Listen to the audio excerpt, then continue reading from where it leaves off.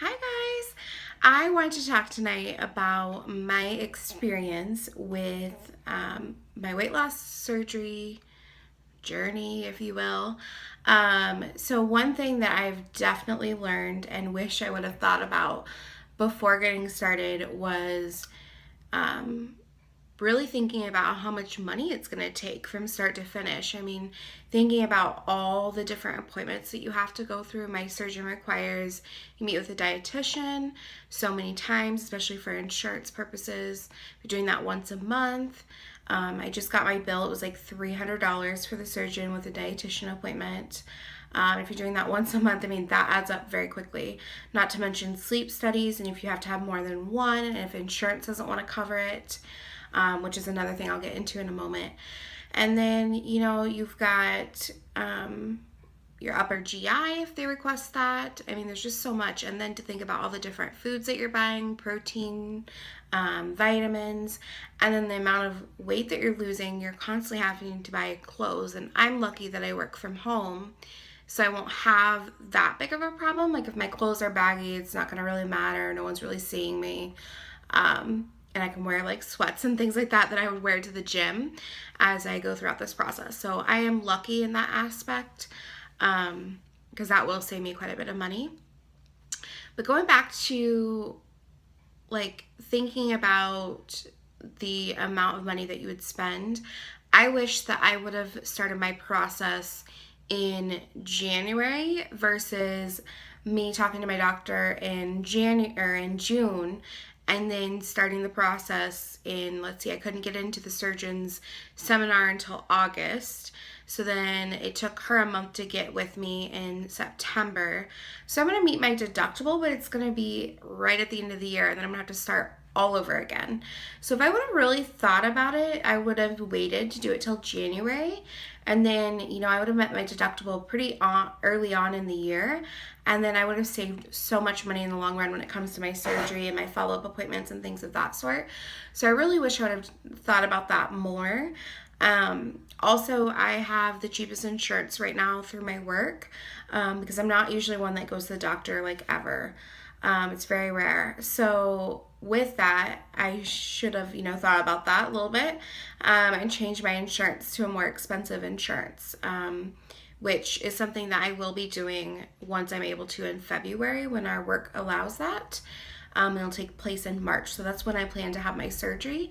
My surgeon said that I would be able to have the surgery as early as January or February, but I think I'm going to wait till March just so I can change insurance, and I'm sure I'll be able to then save thousands as I was figuring it out. Even though it's more money on my paycheck a month, in the long run it'll save me so much more money. So do the math. If you have different insurance plans through your work, I mean, definitely look at that and consider that as part of it. Sleep study. Oh boy. I'm a stomach sleeper, have always been a stomach sleeper. I can sleep somewhat on my side, but I sure as heck cannot sleep on my back. I did not realize that a sleeping pill was an option that I could have. My surgeon didn't talk about it. No one really mentioned it until I was at the sleep study and they asked, "Did you get a sleeping pill?" I'm like, "No." So they told me that the doctor could have provided one. So if you have not gone through the process yet, I highly recommend getting a sleeping pill. I struggled the entire night with sleeping. They were able to get some sleep on my side, some REM sleep, but they were not able to get REM sleep from my back, which they said the back is, if you're going to have sleep apnea, that's definitely where you're going to have it most likely. I mean, you'll still have it on your side, but more of it comes from laying on your back because of the way that you breathe with your throat and everything, your mouth as you lay down. So that would be one major call out. Plus you have all these wires. I mean, you have wires all over your head, on your face. You've got something going into your nose, all over your body. I mean, it's so hard to move and just maneuver at all. And you're in a foreign place, and I'm a light sleeper as it is. So it was just not fun. So when I woke up in the morning, she told me that we did not get REM sleep on my back and that they might want me to do the sleep study again, which was so saddening because I already had trouble with my insurance wanting to cover the sleep study in general. I got in a letter shortly before the sleep study saying that it was very confusing. It basically sounded like they were going to cover it, but only partial of it, and that they would only cover like a longer study or another study if I had sleep apnea. Very confusing insurance terms. I don't get them. But anyways, so I was really worried about that. Surprisingly, it only took a couple days. They said it could take up to 10 days for my results. It only took a couple days, and my regular doctor's office called me. They got the results as well as my surgeon. But they let me know that I do have sleep apnea and that they would be requiring me to go back to the sleep study place and have a second sleep study where they can do more testing, and they can also fit me for a CPAP machine. Which is like that, I believe, the air mask that helps you breathe in the middle of the night so that you don't stop breathing. I didn't know that much about sleep apnea other than that you stop breathing. I read a bunch online about how it can cause you like memory loss. Obviously, you're tired because you're not getting the sleep that you want. And those are two huge things that I do encounter. Memory loss recently has been quite big for me.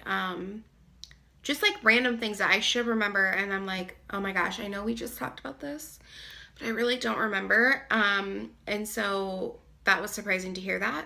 And the sleep, I never feel like I get enough sleep. I wake up frequently. I never wake up like gasping for air because that was definitely one of the questions that they asked.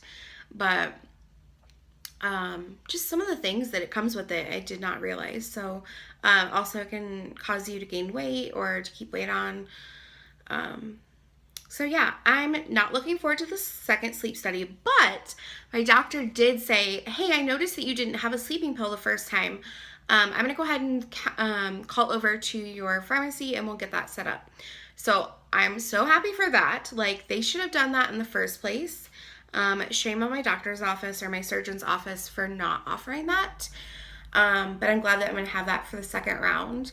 I am going to work first with my insurance company to ensure that it is covered because I hear it can be up to $1,000. Or not $1,000, up to thousands of dollars. And I don't want to pay that out of pocket. So I want to make sure that I get approval before I go do that. I just had an upper GI, which I thought I was having the one where they stick the camera down your throat and then they put you out. Because that's what my surgeon said they wanted me to do. Since I had acid reflux, they wanted to make sure I didn't have any ulcers prior to surgery.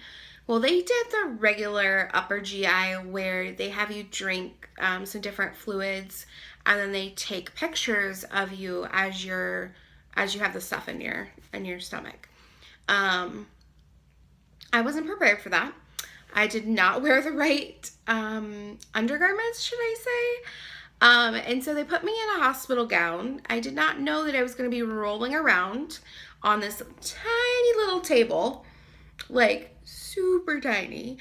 And I also had a robe on, and they have you drink this, they take some pictures while you're standing up, but then they have you lay down and you're on your back, and they'll say, okay, now hold your breath. All right, breathe. Okay, roll to your side. Then you roll to your side. Then they do it, and then they're back, side, front, back, side. Like, you constantly are rolling. So imagine all your clothes like getting all tangled up, and you're exposing the world to everything, which I did not expect. So I'm sure that radiologist got some great views. Luckily, they're both women. And I felt more comfortable, but it definitely was interesting to know that. And it was kind of cool seeing your picture of your stomach and everything as they were doing it off to the right. But that came back. I just got the results yesterday. Everything looks normal, so I'm good there. I did the psyche evaluation, which I'll talk about on my next one, as well as some great tools and different things that I found for like meal prepping, hair loss, because it is real. I've got like 4 hairs, like literally my hair is thinning so bad. You can't probably really tell. I've got a lot of product in it today, but it is thinning so bad. So I've bought some new stuff, some meal prepping, some different containers and things like that I've gotten. So I will definitely share that with you guys next time and talk about my next steps and where I'm doing my dietitian checkup and everything. So thanks, guys.